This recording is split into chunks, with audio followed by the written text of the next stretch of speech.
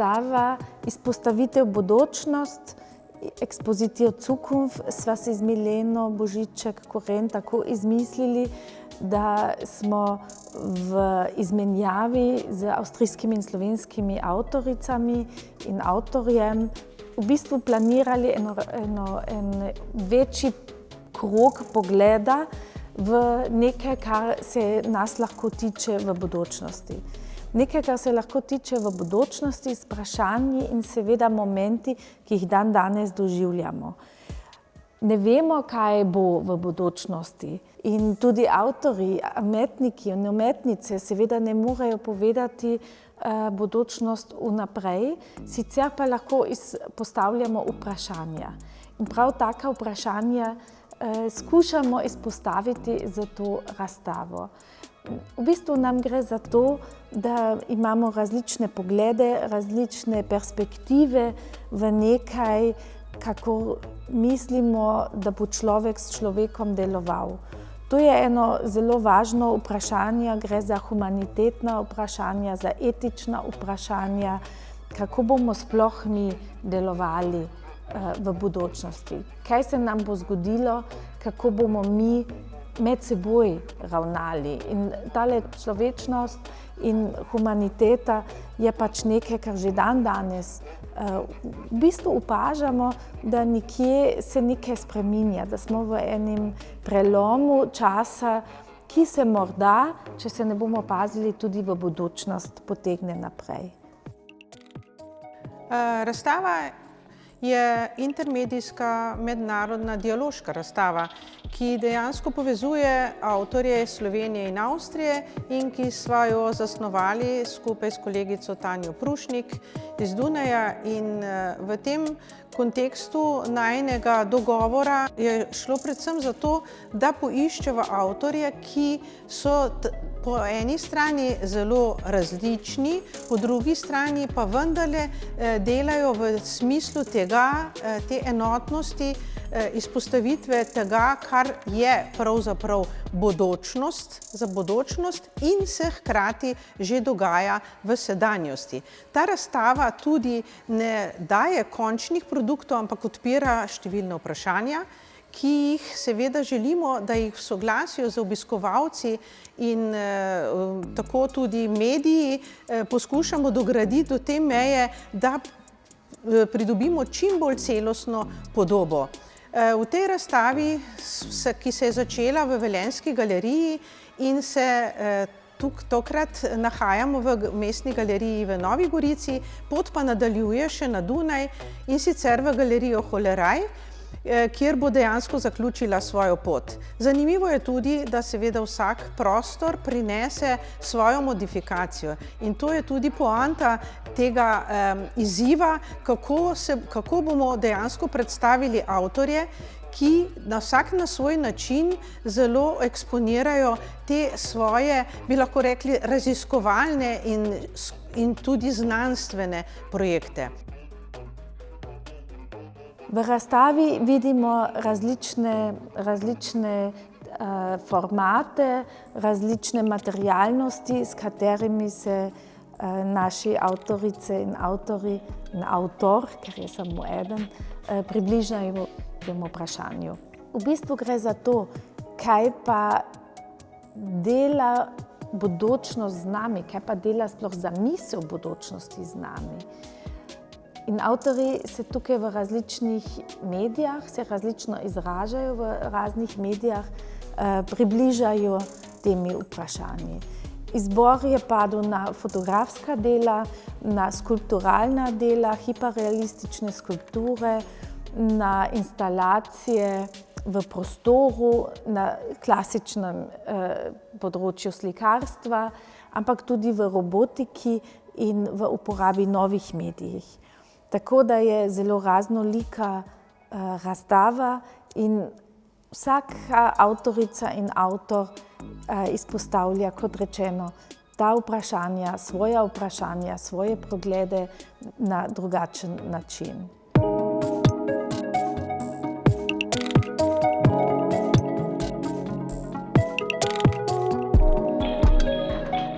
Vsekakor je sodobna umetnost in predvsem intermedijska umetnost tista, ki dejansko zelo hodi v korak z znanostjo in jo je tako treba tudi razumevati.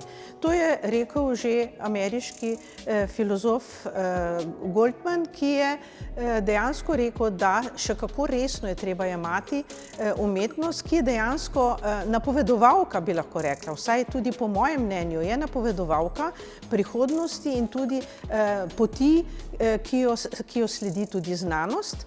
In mnogi izmed teh umetnikov, ki tukaj razstavljajo, tako slovenskih kot tudi avstrijskih, še kako sodelujejo tudi v teh znanstvenih sferah in dejansko raziskujejo s svojimi produkti artikle oziroma artefakte, ki napovedujejo in dejansko nas tudi nekje opozarjajo, kaj in kako se bo umetnost in tudi znanost razvijala v prihodnosti.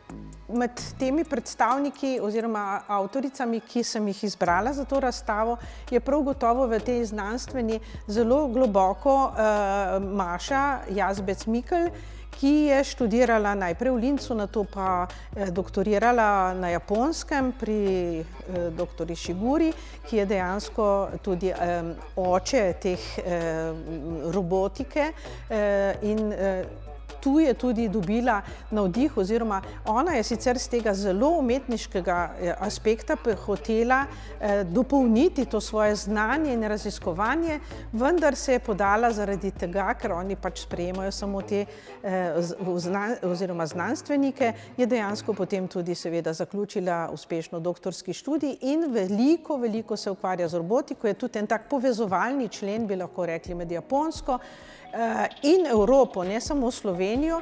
In zanimivi ti njeni produkti so te robotki, ki eden izmed njih je dejansko tak gibljivi, tak kosmatinko, ki dejansko dela performativne gibe, v bistvu nekih plesnih figur, medtem ko osamljenost strojev, ki so na teh fotografijah predstavljeni, dejansko nekako opozarja na to, kako se tudi ti robotki počutijo v nekem tem, bi lahko rekli, kozmosu, ki jih obdajajo in kako dejansko tudi nastopa ta nekak empatičnost, čeprav to niso živa bitja, ki bi nekako to razumevala. No in ob tem se tudi pojavlja vprašanje, kam pravzaprav ta razvoj gre, kako bo umetnik še dejansko to empatijo lahko ustvaril in kako bo lahko tudi svobodno še razmišljal, ko te tehnologije tako vstopajo v naše življenje.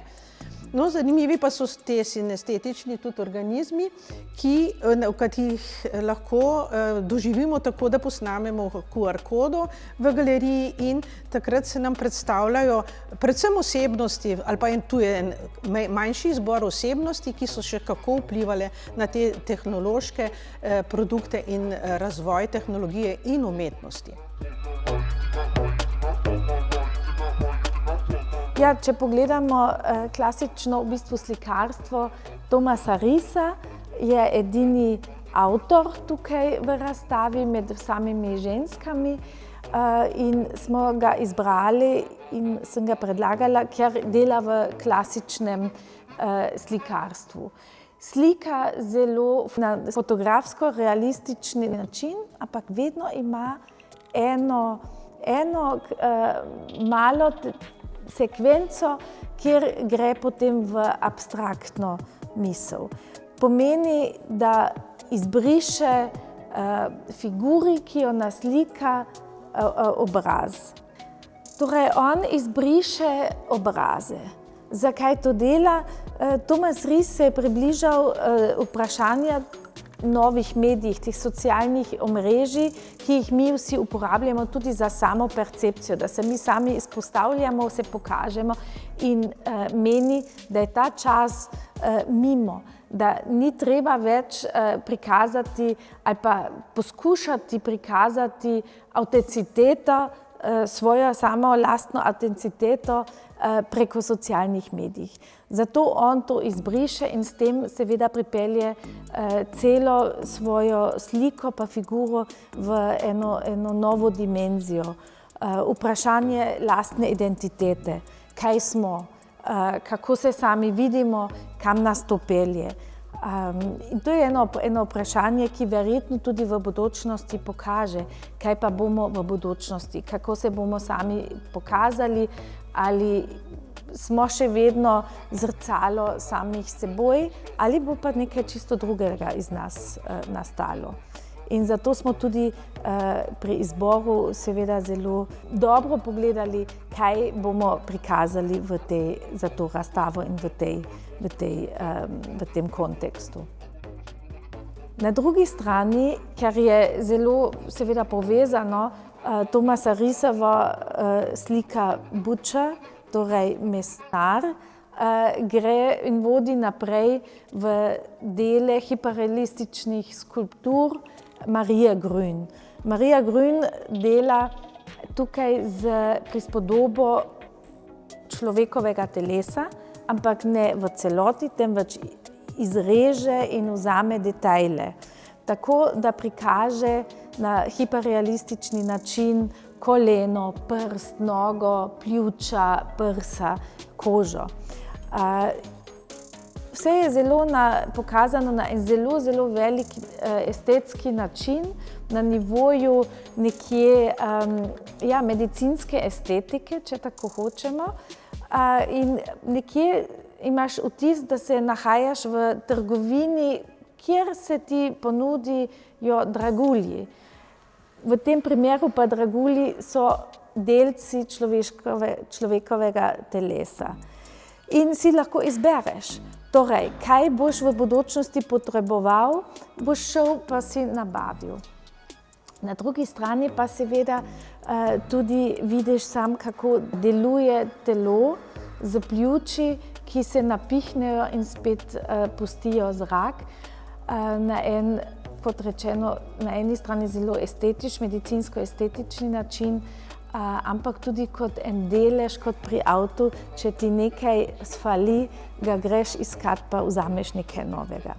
Istočasno pa tudi citira Hararija, ki reče, kaj pa je umiranje v bodočnosti. Umiranje je morda ena tehnična stvar, tako da si bomo z deli v bodočnosti podaljšali celo naše življenje, ker ne bodo več zdravniki tisti, ki nam podaljšajo, ampak tehniki, ki nam bojo podaljšali življenje.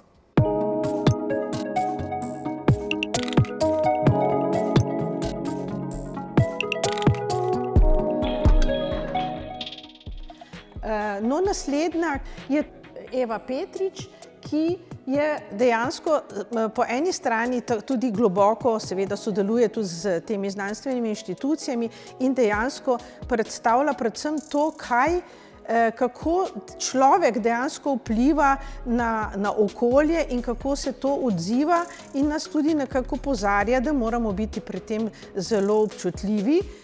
In v tej figuri, ki nekako predstavlja silhueto človeka, je seveda ona odtkala tudi idrijsko čipko in tako tudi nekako povezala različne prostore. Spodaj pa so tele fotografije oziroma sence v obliki ristanca, ki dejansko nekako predstavljajo kot posnetek pogleda iz vesolja. Potem sta še tu dva videa, kjer se dejansko govori o tem, da eden izmed teh je želim postati človek, govori o tej znani japonski lutki, ki jo že več kot 150 let izdelujejo. Dejansko se postavlja v vlogo in želi biti človek in dejansko opozarja na to, da je ta korak zelo majhen in zato moramo biti zelo tenkočutni pri svojem delu. No in še Paola Korošec, to pa je kiparka, ki je tudi pred kratkim prejela Jakopičevo nagrado. Dejansko sem jo izbrala zaradi tega, ker pa Po eni strani se zelo ohranja ta tipični kiparski material.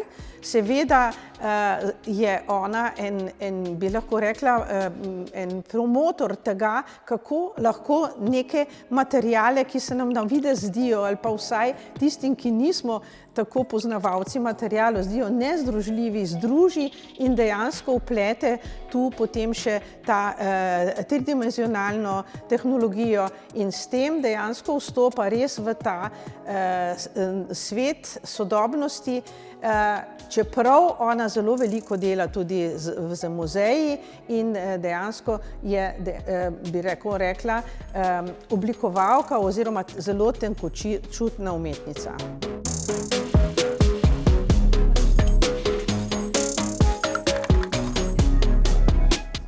Potem imamo še Sisa Micheli, avtorico, umetnico, ki dela z fotografskim, bi rekla, pripomočkom, ker s tem pripomočkom sploh uspe, da nekaj vizualizira, kar se z prostim očesom ne da vizualizirati, pa se ne vidi. Sisa Micheli postavi vprašanje človekovega telesa, kako se sploh sam tudi vidi oziroma kaj bo v bodočnosti, če se skrije, kaj je sploh telo, kaj sem jaz, kako se prekrijem in to izpostavlja morda boljši fokus na telo s tem, da ga prekrije z iriziranim materialom. Material iz bodočnosti je blago, ki ga meče v zrak in v hipu, ko prekrije človeško telo oziroma pusti na ogled samo en del telesa, pa tipka na tipko fotoaparata in se naredi slika. V tem momentu nastane v bistvu eno skulpturno delo, ki spominja zelo na baročne skulpture, kajti gube in ujem giba v sekundi je nekaj v bistvu, kar iz historičnega konteksta poznamo. Sicer pa ta trenutek, ki je samo zelo kratek, ne bi bil viden, ga ne bi opazili, ne bi videli te oblike, če ne bi pogledali skozi lečo.